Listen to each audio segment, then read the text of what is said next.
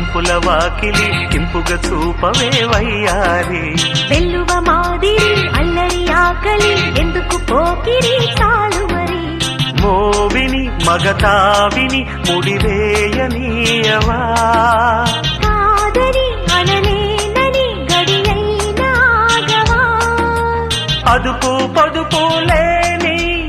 ఆనందం కావాలి హద్దు పద్దు లేని ఆరాటం ఆపాలి